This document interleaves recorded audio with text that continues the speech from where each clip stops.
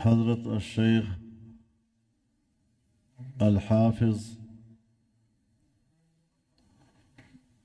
ذوالفقار نقشبندی رحمہ اللہ کے خلفاء،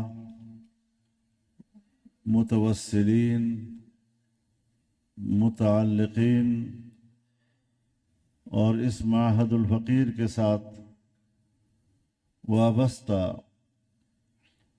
میرے تمام بھائیوں، دوستوں، بزرگوں،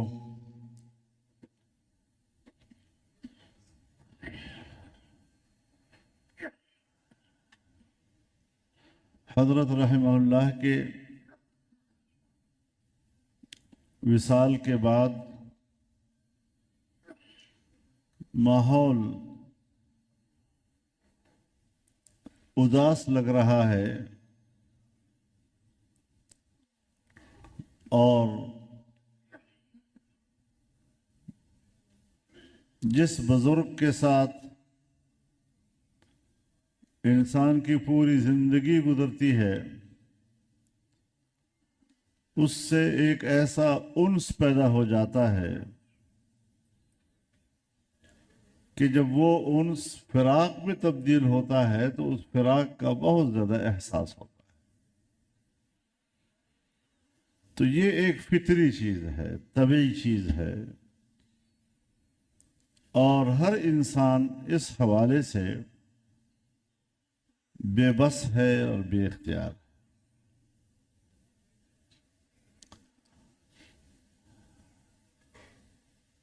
حضرت نے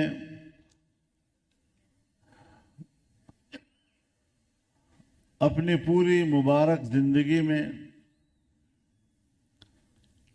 جو خدمات سر انجام دی ہیں،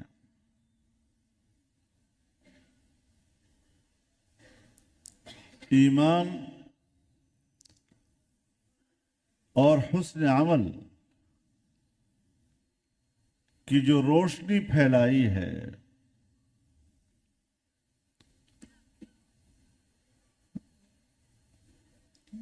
دلوں کی دنیا کو ایمان اور ذکر کے نور سے منور کیا،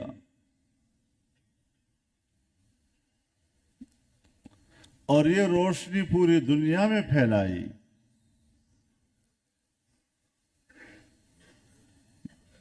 یہ ان کے وہ خدمات جلیلہ ہیں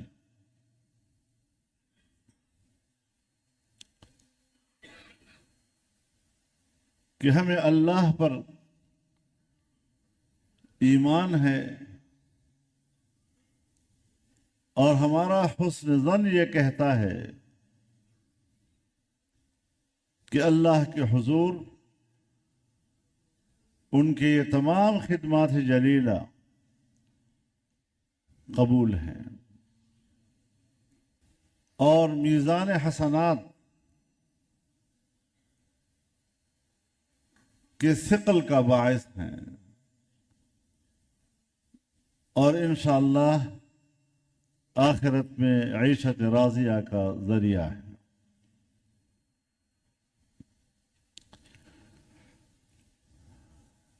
لیکن ہمیں اس بات پر بھی ایمان ہے کہ دنیا میں کوئی بھی ہمیشہ رہنے کے لیے نہیں آیا کرتا۔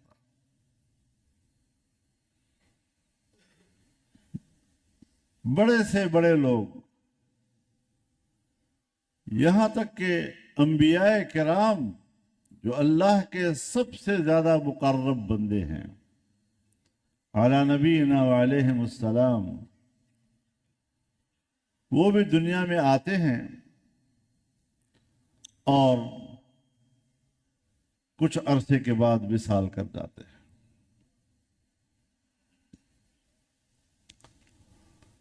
لیکن ایسے لوگوں کی جو زندگی ہوتی ہے اس کا ایک نصب العین ہوتا ہے۔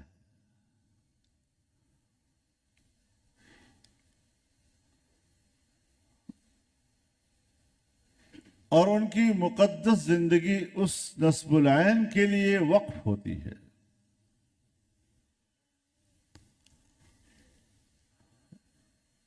زندگی بھر وہ اس نصب العین کے لیے کام کرتے ہیں، محنت کرتے ہیں، اور جب دنیا سے پردہ کر جاتے ہیں تو پھر وہ ذمہ داری زندہ لوگوں پہ آ جاتی ہے۔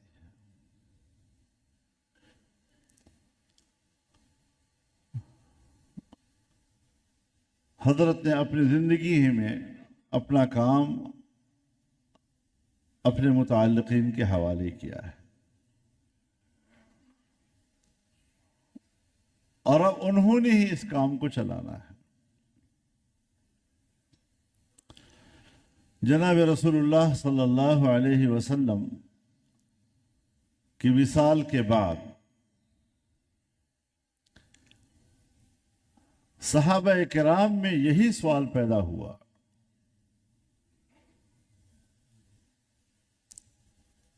کہ اللہ رب العزت نے جو فرمایا کنتم خیر امت اخرجت للناس، تو یہ تو ہمارے بارے میں فرمایا، اور پھر سب نکلے اور پوری دنیا میں پھیلے،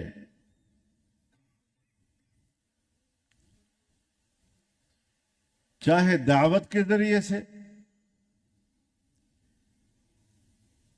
چاہے جہاد کے ذریعے سے، چاہے تعلیم و تعلم کے ذریعے سے،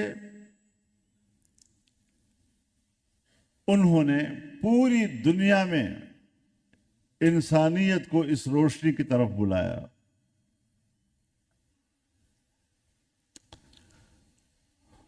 اور ہمارے بزرگ فرمایا کرتے تھے کہ جہاں جہاں تک صحابہ کرام پہنچے ہیں، آج بھی عالم اسلام اسی کا نام ہے۔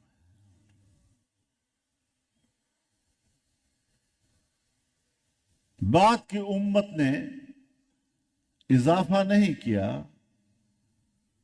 شاید کچھ گھٹا دیا ہو، لیکن بہرحال عالم اسلام جس کو کہا جاتا ہے یہ وہی حدود ہیں جہاں تک صحابہ کرام رضوان اللہ تعالی علیہم اجمعین پہنچے۔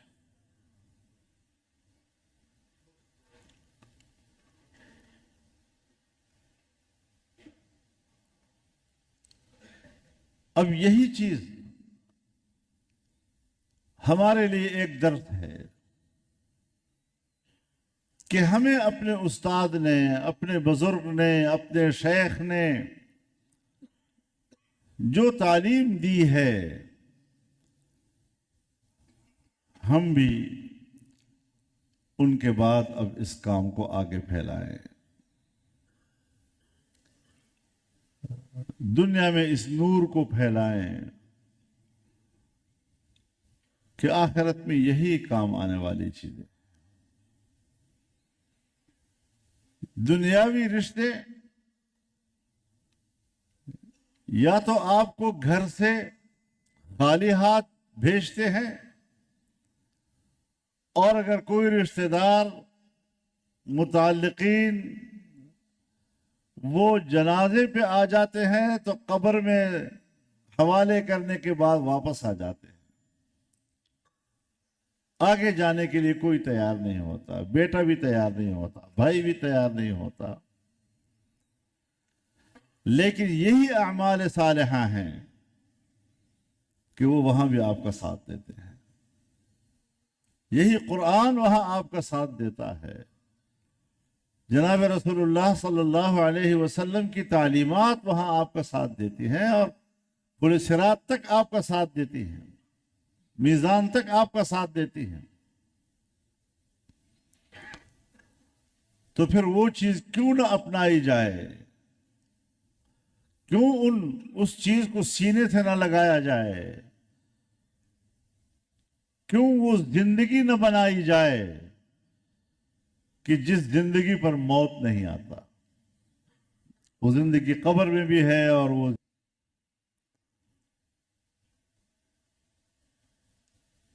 ہمارے اکابر نے یہی روشنی ہمیں دی ہے، علم دین کی روشنی، قرآن کا علم، جناب رسول اللہ صلی اللہ علیہ وسلم کی تعلیمات، آپ کی سنت پر عمل کرنا، صحابہ کرام کی ساری محنتیں اور ان کی پیروی، یہی کامیابی کا ایک عمل ہے، اور یہ قیامت تک برقرار ہے۔ ہمارے حضرات نے، اکابر نے اس کو زندہ رکھا ہے۔ اس منہج کو اگر ہم اپنا لیتے ہیں تو انشاءاللہ العزیز ہم اپنے اکابر کا حق ادا کریں۔ ہمارے اکابر نے ہمیں عقیدہ بھی بتایا ہے، اور اس عقیدے کے لیے کام کرنے کا منہج اور رویہ بھی بتلایا۔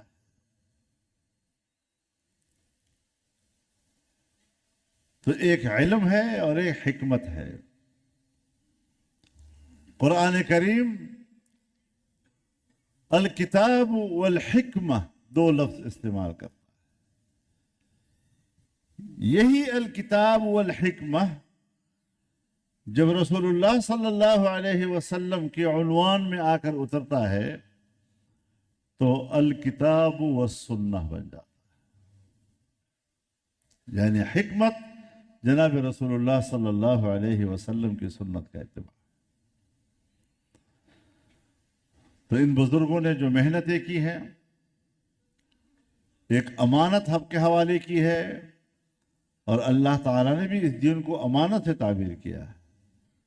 إِنَّا عَرَضْنَا الْأَمَانَةَ عَلَى السَّمَاوَاتِ وَالْأَرْضِ وَالْجِبَالِ فَأَبَيْنَ أَن يَحْمِلْنَهَا وَأَشْفَقْنَ مِنْهَا وَحَمَلَهَا الْإِنسَانُ إِنَّهُ كَانَ ظَلُومًا جَهُولًا۔ نہ تو آسمانوں نے اس امانت کو قبول کیا، نہ زمین نے، نہ پہاڑوں نے، کہ اتنا بھاری بھرکم امانت یہ ہمارے بس کی بات نہیں ہے، اور انسان تیار ہو گیا اس کے لیے، اس کے تحمل کا فیصلہ کر لیا، کیونکہ انسان میں صلاحیت اور استعداد اللہ نے رکھی ہے۔ إِنَّهُ كَانَ ظَلُومًا جَهُولًا۔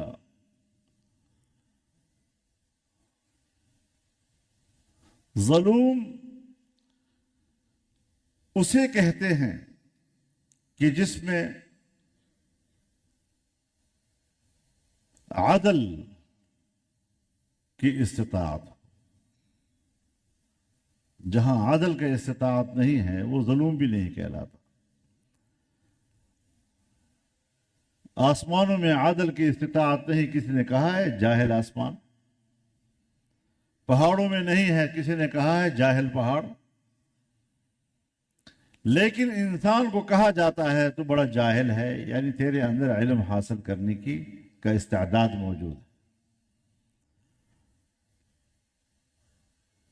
جہولا انسان کو کہا گیا کہ انسان ہی ہے کہ جس کے اندر علم کا استعداد موجود ہے۔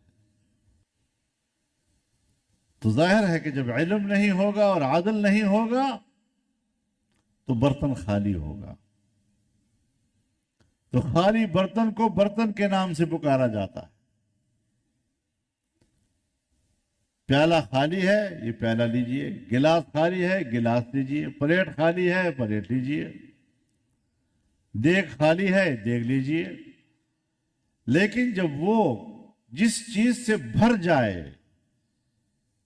پھر وہ ظرف مظروف کے نام سے پکارا جاتا ہے۔ یہ چائے لیجئے، یہ شربت لیجئے، یہ سالن لیجئے، یہ چاول لیجئے۔ تو انسان جب خالی ہے تو پھر ظلوم ہے، خالی برتن ہے تو پھر جہول ہے۔ لیکن ان کے اندر استعداد موجود ہے علم حاصل کرنے کی، عدل برپا کرنے کی، تو اس کے لیے پھر محنت اور جدوجہد کرنی پڑتی ہے۔ یہ کسبی چیزیں ہیں۔ انبیاء کے لیے تو وہ بھی ہے، لیکن امت کے لیے یہ کسبی چیزیں ہیں۔ تو یہ امانت دیانت چاہتا ہے، حفاظت چاہتا ہے، اور اب وہ ذمہ داری آپ کے اور ہمارے اوپر آتی ہے۔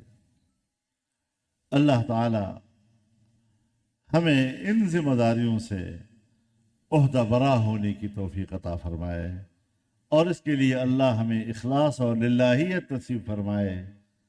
اللہ تعالی نمائش سے ہمیں محفوظ فرمائے، دنیا کے کمانے کا ذریعہ خدا نہ کرے کہ دین کا کام بن جائے، تو پھر اللہ کے ہاں قبول بھی ہے اور اس کی برکات بھی دنیا کو نظر آ رہی ہوتی ہے۔ اللہ تعالیٰ ہم سب کو توفیق دے۔ وآخر دعوانا ان الحمد للہ رب العالمین۔